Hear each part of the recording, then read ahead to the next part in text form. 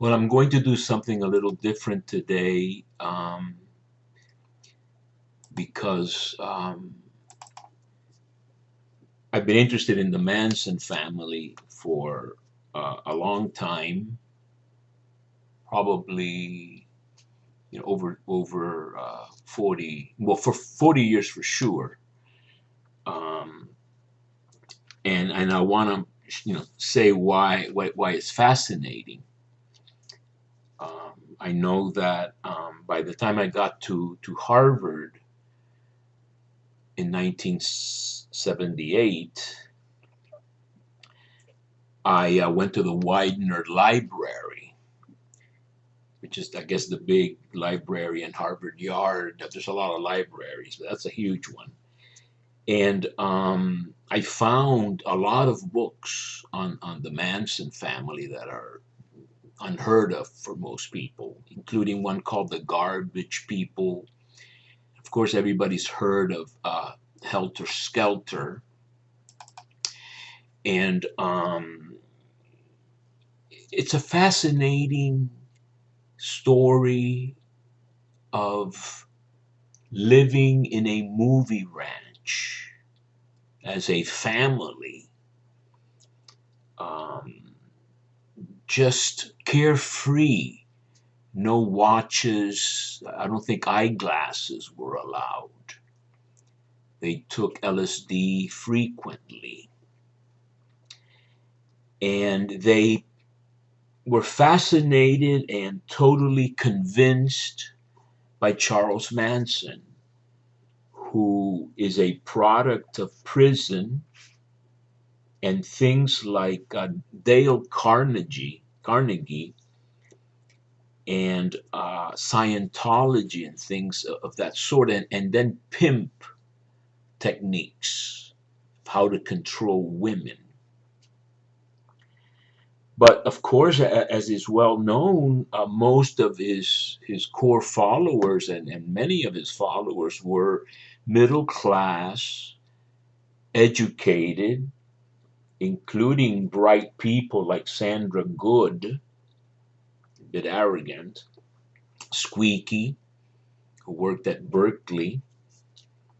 So I think that the Manson family experience saga story is like an extreme case, sort of circumscribed to a small group, which has been well studied, that is a model for a type of collective madness and crazy faith in the wrong person. Hitler turned out to be that. Trump is that. The other day in this town hall meeting, I didn't watch the whole thing. I watched snippets of it when they presented it on the news, talking about January 6th. He said those people had a lot of love in their hearts. And so one of the things that I learned or reviewed when I recently watched a six-part uh, documentary, and I forget actually who presented this. I know the first five were free, and I actually paid for the number six.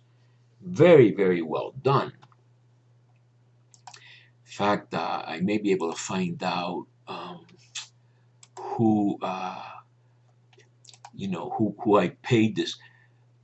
It was just I guess a movie. It doesn't identify it any more than that. But after having read many books on the Mansons and some several times, I think the best single book is Ed Sanders, who was a poet or maybe still alive, The Family, and watched a lot of programs, and there's a lot of interviews now. And I read Snake Lake's book, Diane Lake's book, etc., Helter Skelter, of course, and other books. This particular six-part long, I stayed up very late one night. I just was fascinated with it. um, kind of put together a lot of things. And what I was doing as I was watching this thing, not too clear, but I took a lot of notes. And I said, I have to do a video on this because I just see the parallels between the situation that is represented by the Manson family and I think, followers of Trump, how you can disregard reality or be fooled. You are enhanced in believing in somebody and disbelieving and discarding others by anger and now artificial intelligence. And in their case, LSD, I think helped quite a bit. But what you have is people who are disenfranchised, they feel rejected, they feel they are outsiders. And this is typical uh, recruitment for cults. People who feel put down, unloved, victims. And the greatest victim of all in his mind is, of course, Charles Manson. And it's well known that he aspired, first of all, he spent, over half his life in prison.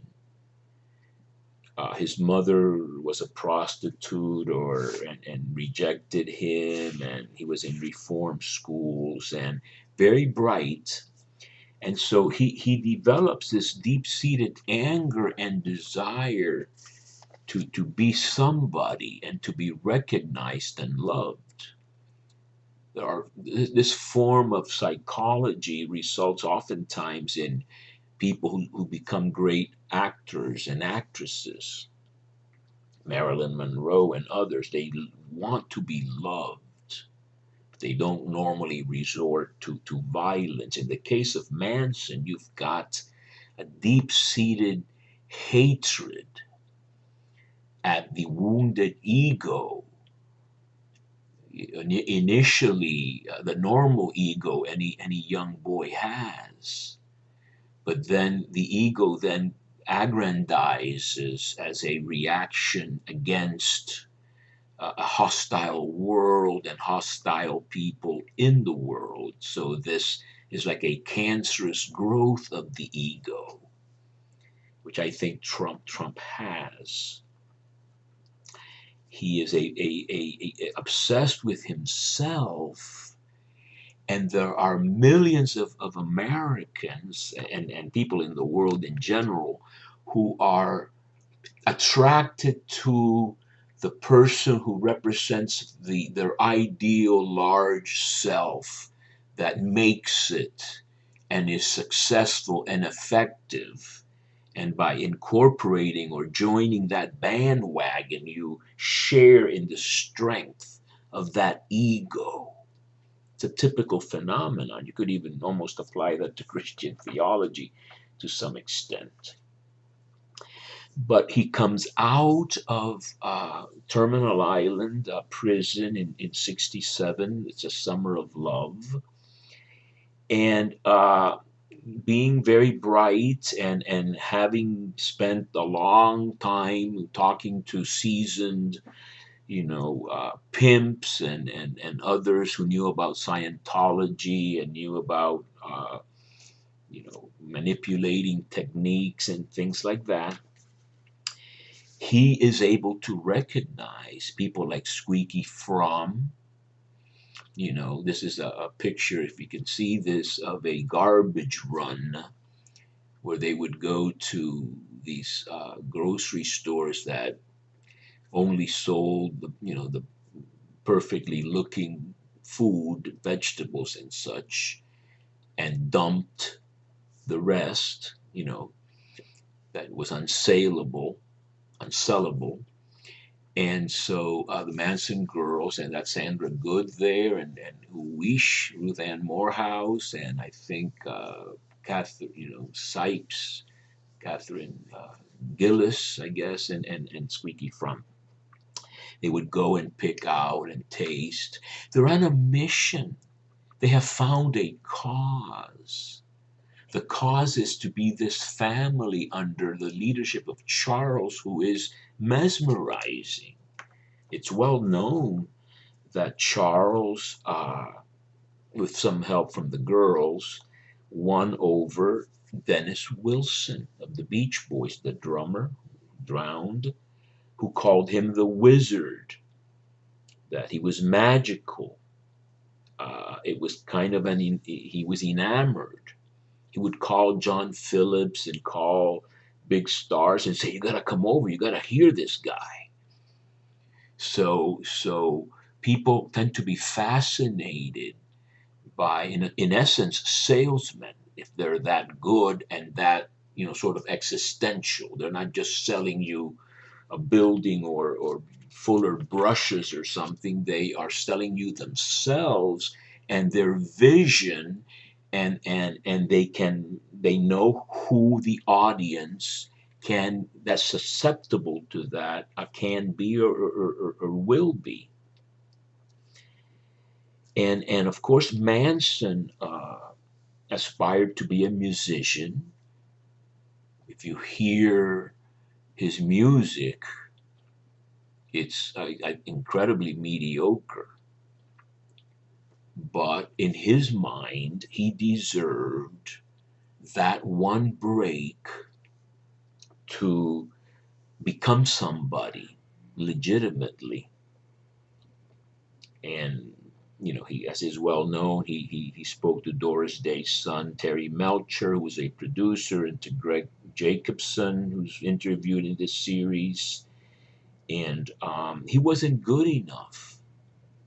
But that cognitive dissonance was something he couldn't deal with. So he then uh, reverts to his original sort of self, and decides to sort of go down with the ship kind of thing. If I can't make it, nobody else can make it. With lots of illusions of grandeur, he famously said in an interview that if I started that he hadn't killed anybody. So you deny basic facts, and maybe directly he probably didn't kill anybody. Um, he shot Bernard Crow, lots of Papa, that drug dealer, that supposedly is the basis for trying to start the race war, killing this black guy. But he says stuff like, if I started killing people, there'd be none of you left. That's delusion of grandeur stuff. And so he really weaves a web, of a mind web, like a spider, that attracts a certain kind of insects, let's say. There are people that buy into that.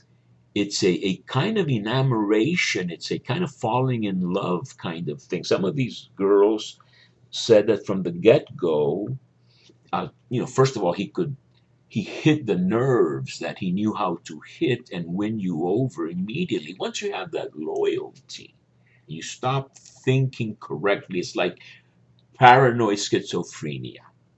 All you need is the initial wrong premise, you know, or premises. Trump, in his inauguration, said he was going to stop the carnage. That is a heck of a line for a presidential inauguration, because you're creating this idea that there's carnage. You wonder, what the hell are you talking about? Are you talking about rioters when police have again killed an unarmed black man? You're not talking about gun control, because you're probably saying that you're in favor of people having guns so that they can kill the ones that really caused the carnage. The point being, it's a heck of a line, but can only appeal to unthinking people, or people that, as some people say, they take Trump seriously, not literally. Like I've said about the Bible, you have to take it seriously, but not literally, or you have to take it literally the right way. But clearly, he's a megalomaniac, angry, insulting. Another thing the Manson family did for sure, and it's related to this preparation for war thing, you have to have an enemy. You have to demonize an opponent. And then you sort of sacralize your mission. It's not just a political debate of differences. This is regaining the soul of America. Biden says the same thing. I happen to agree that kindness and rationality, with all the imperfections that it is embodied in any one individual, is much better than insulting and berating and lying all the time.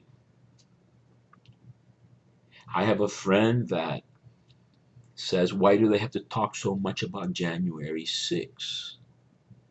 And I spoke in my video yesterday about this friend who says that everything is really fine and it's always been like that. And I said, really, all these mass shootings were as common before as they are now? And I forgot, I wasn't going to have a full debate with him at all, and I don't want to have that kind of conversation again. I was going to say, how many times have you seen a mob assault the Capitol, break in, overpower, say hang the vice president, poop on senators' offices, and do what happened on January 6th? But as I said, when I was channel surfing to to see what Fox might be showing, they were showing another invasion, the invasion of the Central Americans into the southern border, the attempted invasion. So they divert attention to an attack to the heart of democracy, the Capitol. But nowadays, you can live in a bubble where you only listen to, including fake news. I mean, Fox just lost a big lawsuit, just like the Sandy Hook radio denier lost a lawsuit. This is one of the good things about the law. I'm a graduate of Harvard Law School. I was a lawyer for 10 years. There's a lot of bad lawyering and unethical lawyering, but when the little guy or the victim, the real victim, needs redress, he goes to court. And even though courts have a lot of defects, Trump says you can't get a fair trial in New York or some other place. And I know all about juries and their defects. Nevertheless, once you have this institution of a judge and laws of evidence and legal precedents and case law and a whole bunch of structure that channels a legal process, due process of law, you have reduced, not eliminated, occasions for misjudgment or lying or making unsubstantiated or false statements. And you have an adversarial system that can be very bad, but can also be very good in that you don't get to present just your side. The other side gets to present. And you have a judge, and I ran into bad judges in every sense, intellectually and morally. But nevertheless, it's a whole institution, which sadly enough, even at the highest levels of our country, the Supreme Court, is now, I think, corrupted with this sort of religious mission to attack a liberalization and a woke, in some cases, philosophy that is also is the other extreme that touch themselves. You know, Bill Mayer, who I think is brilliant and has a lot of good stuff, did present a little brief example. They asked this student, you know, have you heard of, who was the first president of the United States? Well, George Washington. Do you know anything about him? He was a slave owner. So if you then dismiss a whole history and statues and all this kind of thing, and you're very vocal in your areas or your topics, and you become a bully and a totalitarian in those areas and topics and precincts or circles in which you can dominate or can have an advantage, you're going to get the opposite pushback. And the whole sort of search engine, if you will, or the driving mechanism is going to be this anger and polarization of demonizing the opponent. So it's not just, you know, weighing facts and arguments and getting evidence, which I love to do, but it's a mission to destroy the opponent,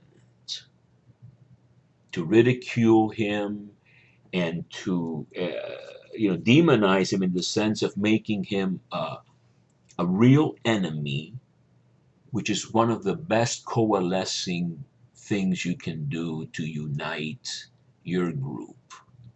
In war, people tend to unite and uh, leave aside minor differences because there's a real big mission to accomplish. And this is kind of the mentality, you know. And I think the Florida Governor DeSantis is going, you know, out of his way, so to speak, to show that he is as radical as Trump, and but maybe not as crazy or criminal. And so he's going out of his way with uh, restructuring the state universities. And even though the universities have been, you know, successful or highly ranked in many ways, he wants to make sure, I think, to get the message out, this is the state where woke dies.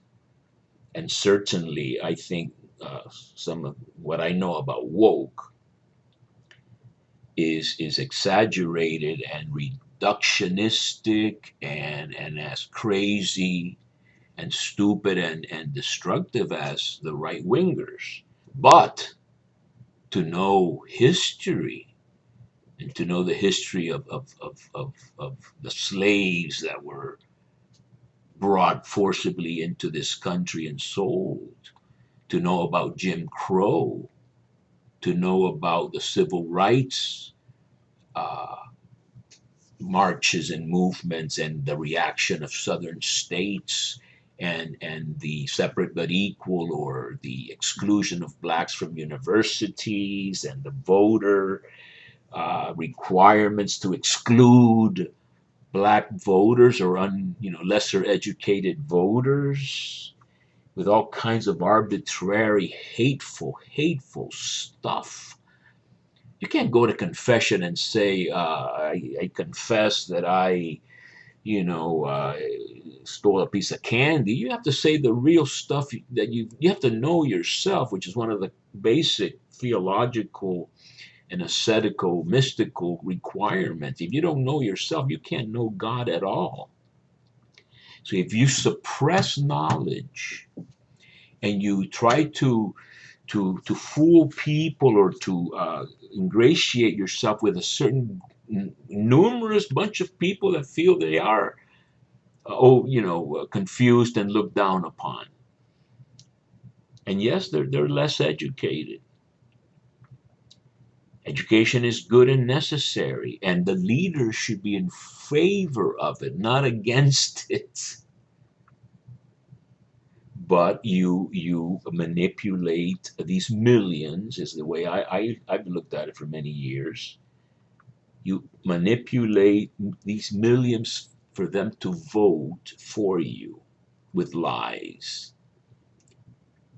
I think that I hear that the deficit was increased enormously with Trump's tax cuts.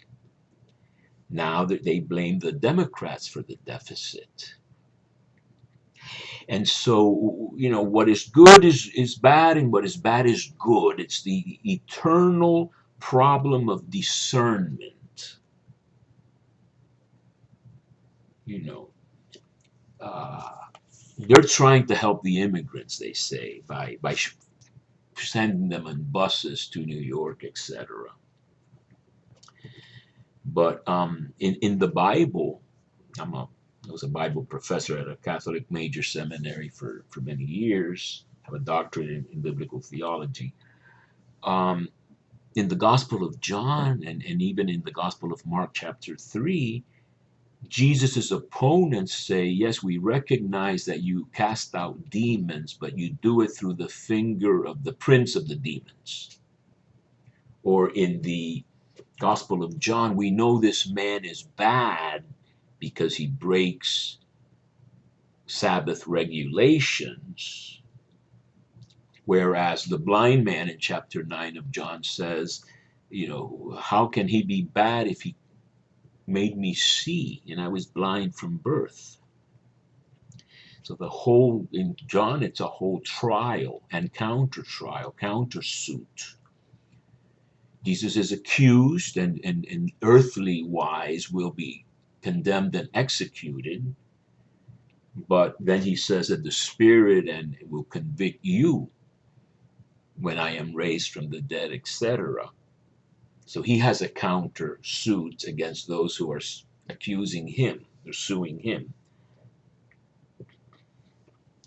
And so I notice how easy it is, and even without artificial intelligence, to simply spin things a certain way. And we have the clearest examples, and I think the Dominion voting machine thing is a prime example. Just like as obvious as it is, and I know I'm probably preaching to a very small choir that I have. He denies, Alex Jones, was that his name? Denied a public event and said that these were really actors pretending that they lost their children. The remarkable thing is he made millions because there are, in his case, maybe not millions, but hundreds of thousands, I don't know how many hearers, listeners he had, who bought his stuff because they wanted to buy it. They don't like evidence against gun ownership. And they like, I never heard him, except maybe a little bit in the trial, but they must like a guy that fights against the bad guys who are trying to take away your rights, or some other cockamamie, simplistic, and basically the stupid ideas of people that don't know how to think. And I'm an observer, and I have friends. I observe how when people are not fact gatherers or deliberative people, they just blindly believe something, and facts are not going to get in the way, and certainly they're not going to do the heavy lifting of trying to be informed. But this is a whole formation of life. A guy that with a bad education, even a bad college education in many cases, can't just one day decide he's going to start fact checking. It's a whole training. Some people much more trained than others, but everybody should try to strive toward true knowledge. But the problem is we have manipulators, and everybody's manipulating, but you have to at least distinguish between totally false information And unfortunately, uh, we only get a revelation of what's been really false and dangerous when there's a big trial. I think the Dominion voting machine trial, that they were rigged. I don't think the people that like Trump have taken seriously the fact that he lost 62, I think, challenges to elections. They don't take anything of the bad stuff he does seriously because their faith is in him. He's their bully. He's their Manson. And there is a spiral of development, and in the case of the Manson family, the isolation, the eventual frustration with, like I said, the cognitive dissonance, things not going your way, losing an election, for example. Compare Al Gore, who lost. I think he won, but I mean, in Florida, they had a great confusion on the ballots, and people thought they were voting for Gore and ended up voting for Buchanan or some crap like that. The only guy that doesn't go to these presidential reunions or funerals or whatever events that all the living presidents attend is Trump. So, what kind of American accepts that or applauds that? It's a very out there kind of person that's kind of like the new normal. It's like breeding of these kinds of people under a perfect sort of lab conditions. Frustration, overwhelming. You have people that could be enemies, and then you resort to your savior. And the Hitler case is also very, very clear.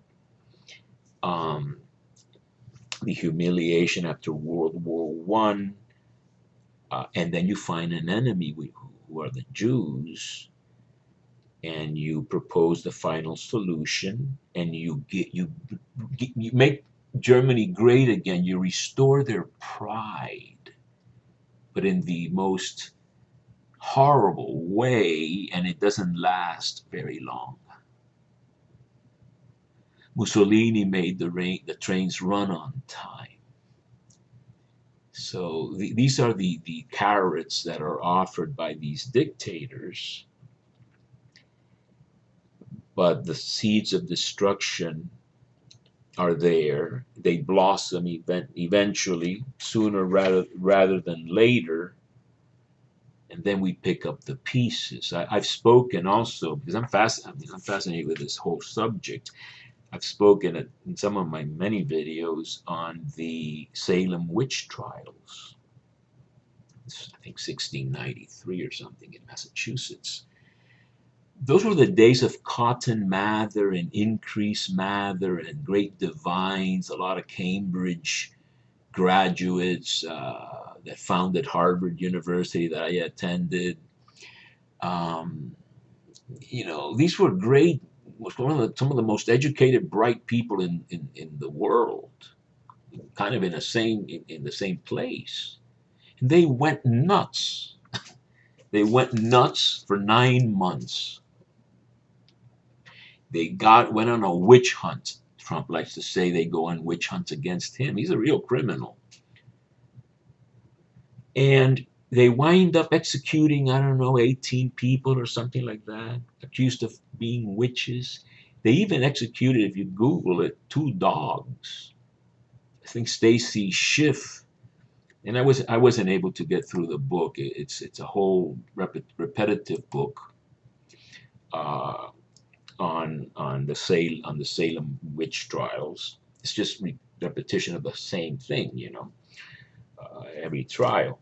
She's got a big thick book. She writes good stuff on Cleopatra, and I read her book on Saint-Exupéry, the author of The Little Prince, Stacy Schiff. And the incredible thing is that after these 9 months of going nuts by a very, at the time, educated, learned community, or leaders of the community, this thing was completely swept under the rug, like purged, like they purge your criminal record in some cases, completely obliterated.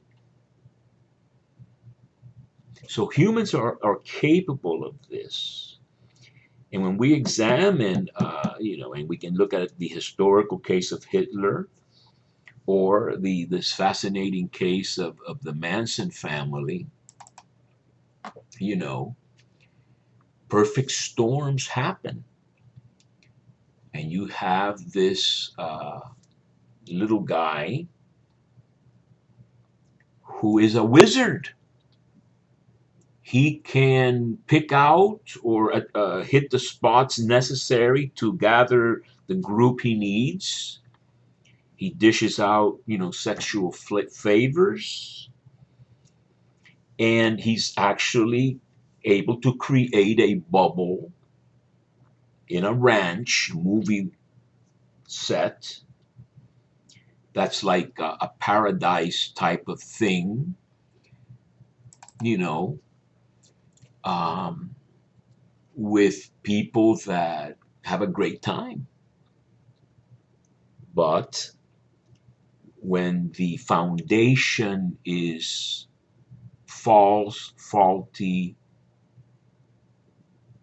made of anger and resentment of an outsider trying to get in, and if he can't get in, he's going to destroy, this spiral develops into those horrible 2 nights of August, I guess 9 and 10 of 1969, the end of the 60s, again, at the end of a free love, carefree, California type, by the way, American exceptionalism.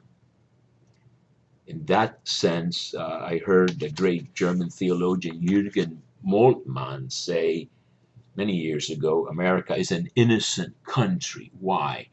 Because in his view, and I think it's largely true, Americans don't have the history and the experiences of war here.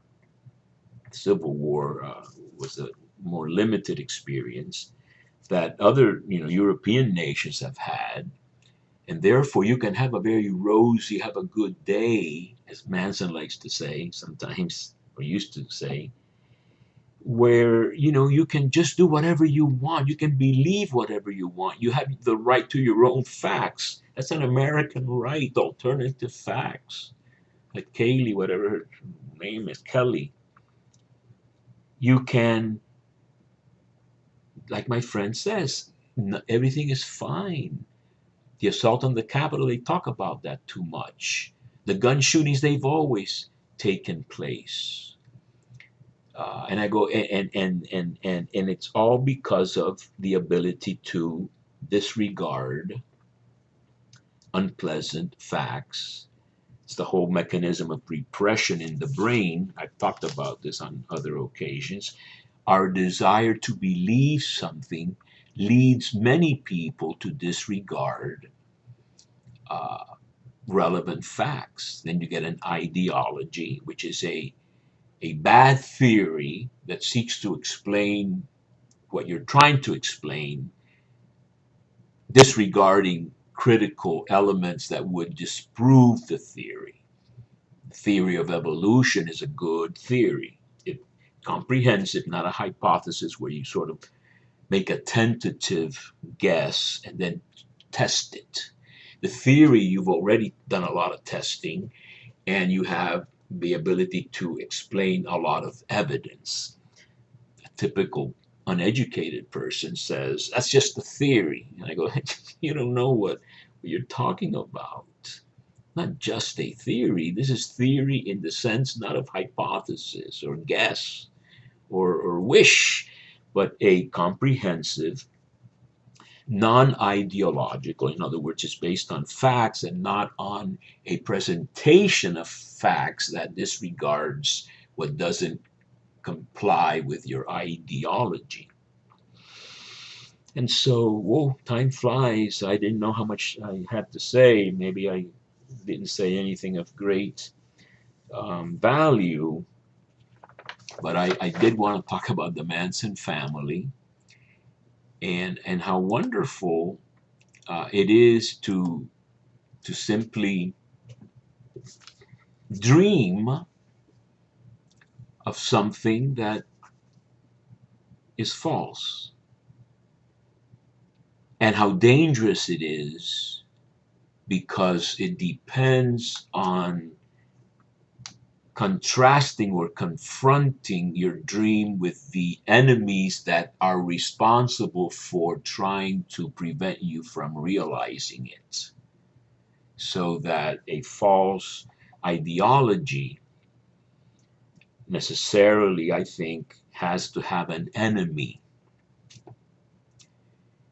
And when you need an enemy, you will make an enemy, even if he's not an enemy. Gandhi, nonviolence, which is one of the hallmarks of the truth, is if you can be nonviolent. Jesus was nonviolent. Gandhi G was nonviolent. And he said, I make my enemy, turn him into a friend. With my goodness and my non-violence and non-injury, ahimsa, I prove the truth of my position, whereas the one that cannot prove his position or her position with ideas and words, he will resort to violence and suppression and book burning and rioting and assaulting capitals, etc., or shooting. And so it's very clear. And, I did in the back of my mind say, if I have a title with the word Manson in it, I might attract some attention in my videos. I hope I don't get any crazies. The minute they hear me, they know I'm not trying to say that Manson was right. As his true believers, a Sweetie Fromm, who's a true believer, she's a little, you can tell she's not all there. The other one is not all there either, Sandra Good, who is, apparently an intelligent young lady, or not so young anymore. These people are all almost my age or my age. You can be smart and a true believer,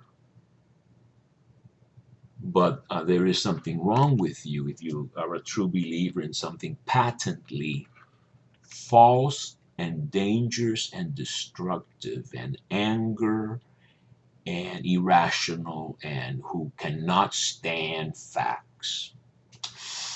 If that's where you are, and most people that are there don't agree with what I said, they believe they do understand the facts. I'm the one that doesn't know the facts. I'm a communist. I heard that from the wife of my friend. Are you a communist? So when they ask me something like that, it means that they think Democrats are communists. Marjorie Taylor Greene on 60 Minutes said that the Democrats are pedophiles.